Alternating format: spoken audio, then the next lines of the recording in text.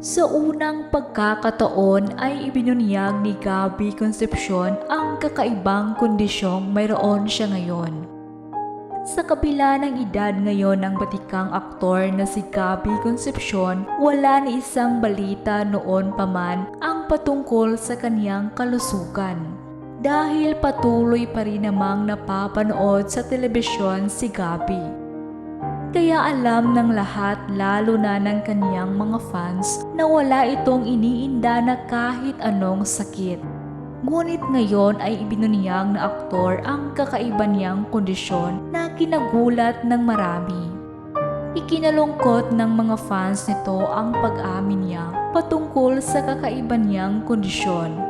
First time inamin ng aktor na si Gabby Concepcion na matagal na umano siyang kabilang sa PWD o Person with Disability.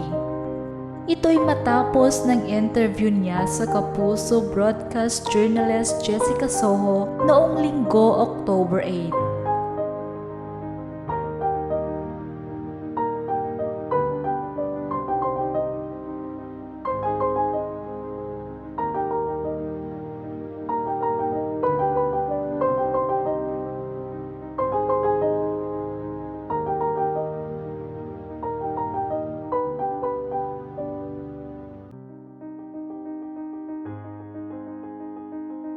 Kaya bilang diver, kapag nawawala na ang ilaw, gray na lang umano ang nakikita niya kapag sumisisid siya sa kailaliman ng dagat at ang mga makukulay na isdang naroon umano ay nagiging black and white na lang.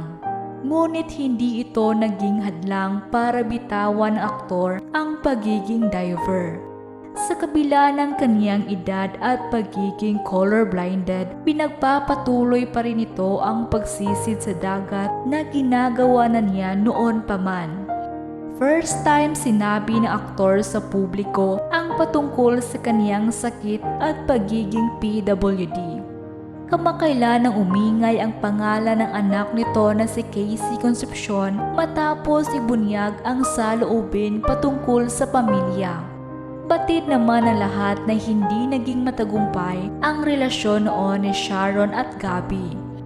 Nagkaroon sila ng anak na nakilala rin sa showbiz gaya ng kaniyang mga magulang. Ngunit hindi alam ng lahat ang pinagdaanan ni Casey sa pagkakaroon ng hiwalay ng mga magulang. Kaya naman labis ang awa ng marami nang isapubliko niya ito sa pamamagitan ng interview. Maging ang kaniyang ina na si megastar Sharon Cuneta ay nagulat sa mga binitawan ng kaniyang panganay. Sa kabilang banda, wala namang say ang ama ni Casey na si Gabby patungkol dito.